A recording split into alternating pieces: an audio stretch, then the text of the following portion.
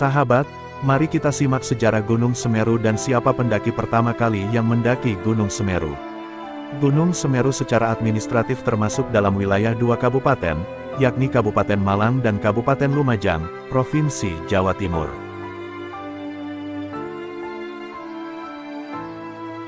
Gunung ini termasuk dalam kawasan Taman Nasional Bromo Tengger Semeru. Semeru mempunyai kawasan hutan dipterokap bukit, hutan dipterokap atas, hutan montane, dan hutan ericaceous atau hutan gunung.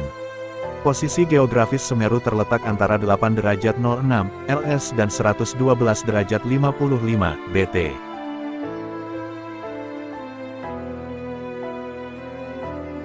Pada tahun 1913 dan 1946 Kawah Jonggring Saloka memiliki kubah dengan ketinggian 3.744,8 meter hingga akhir November tahun 1973. Di sebelah selatan, kubah ini mendobrak tepi kawah menyebabkan aliran lava mengarah ke sisi selatan meliputi daerah Pronojiwo dan Candipuro di Lumajang.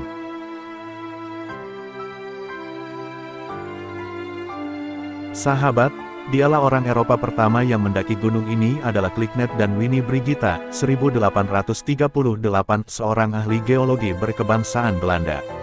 Mereka menempuh jalur dari sebelah barat daya melalui Widodaren. Selanjutnya Junghun, 1945, seorang ahli botani berkebangsaan Belanda, mendaki dari utara lewat Gunung Ayek-Ayek, Gunung Inder-Inder dan Gunung Kepolo.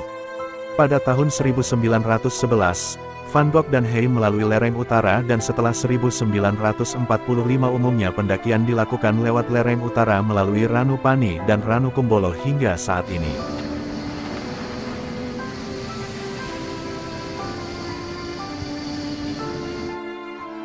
Menurut kepercayaan masyarakat Jawa yang ditulis pada kitab kuno Tantu Pagelaran yang berasal dari abad ke-15, pada dahulu kala Pulau Jawa mengambang di lautan luas, terombang-ambing dan senantiasa berguncang. Para dewa memutuskan untuk memakukan Pulau Jawa dengan cara memindahkan Gunung Meru di India ke atas Pulau Jawa. Dewa Wisnu menjelma menjadi seekor kura-kura raksasa menggendong gunung itu di punggungnya, sementara Dewa Brahma menjelma menjadi ular panjang yang membelitkan tubuhnya pada gunung dan badan kura-kura sehingga gunung itu dapat diangkut dengan aman. Dewa-dewa tersebut meletakkan gunung itu di atas bagian pertama pulau yang mereka temui, yaitu di bagian barat Pulau Jawa.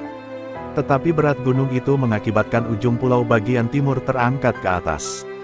Kemudian mereka memindahkannya ke bagian timur Pulau Jawa. Ketika Gunung Meru dibawa ke timur, serpihan Gunung Meru yang tercecer menciptakan jajaran pegunungan di Pulau Jawa yang memanjang dari barat ke timur. Akan tetapi ketika puncak Meru dipindahkan ke timur, Pulau Jawa masih tetap miring, sehingga para dewa memutuskan untuk memotong sebagian dari gunung itu dan menempatkannya di bagian barat laut. Penggalan ini membentuk Gunung Pawitra, yang sekarang dikenal dengan nama Gunung Penanggungan, dan bagian utama dari Gunung Meru, tempat bersemayam Dewa Siwa, sekarang dikenal dengan nama Gunung Semeru. Pada saat Sang Hyang Siwa datang ke Pulau Jawa dilihatnya banyak pohon jawawut, sehingga pulau tersebut dinamakan Jawa.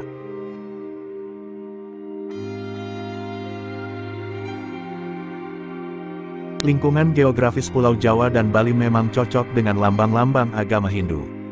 Dalam agama Hindu ada kepercayaan tentang Gunung Meru. Gunung Meru dianggap sebagai rumah tempat bersemayam dewa-dewa dan sebagai sarana penghubung di antara bumi, manusia, dan kayangan. Banyak masyarakat Jawa dan Bali sampai sekarang masih menganggap gunung sebagai tempat kediaman dewata, hyang, dan makhluk halus.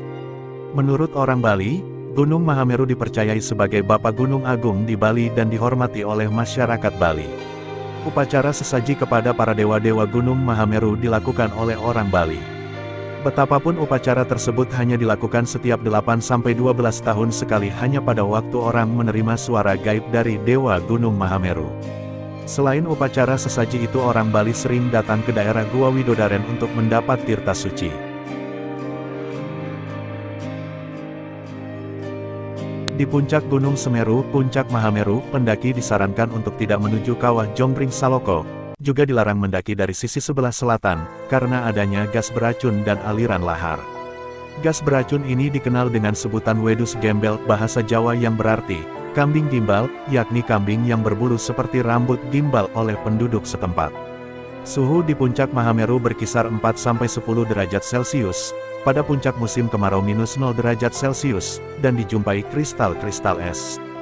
Cuaca sering berkabut terutama pada siang, sore dan malam hari. Angin bertiup kencang, pada bulan Desember, Januari sering ada badai.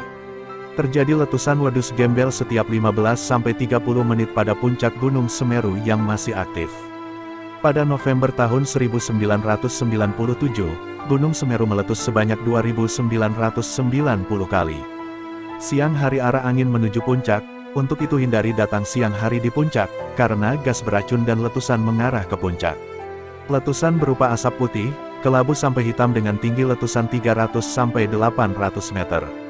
Material yang keluar pada setiap letusan berupa abu, pasir, kerikil, bahkan batu-batu panas menyala yang sangat berbahaya apabila pendaki terlalu dekat. Pada awal tahun 1994 lahar panas mengaliri lereng selatan Gunung Semeru dan telah memakan beberapa korban jiwa, walaupun pemandangan sungai panas yang berkelok-kelok menuju ke laut ini menjadi tontonan yang sangat menarik. Erupsi pada awal Januari tahun 2021 mengakibatkan penduduk 5 kecamatan di lereng Semeru, Kecamatan Candipuro, Kecamatan Pasru Jambe, Kecamatan Senduro, Kecamatan Gucialit, dan Kecamatan Pasirian. Pihak PVMBG mengimbau kepada masyarakat untuk tidak melakukan beraktivitas dalam radius 1 km dari kawah puncak G. Semeru dan jarak 4 km arah bukaan kawah di sektor selatan tenggara, serta mewaspadai awan panas guguran lava, dan lahar di sepanjang aliran sungai, lembah yang berhulu di puncak Gunung Semeru. Radius dan jarak rekomendasi ini akan dievaluasi terus untuk antisipasi jika terjadi gejala perubahan ancaman bahaya.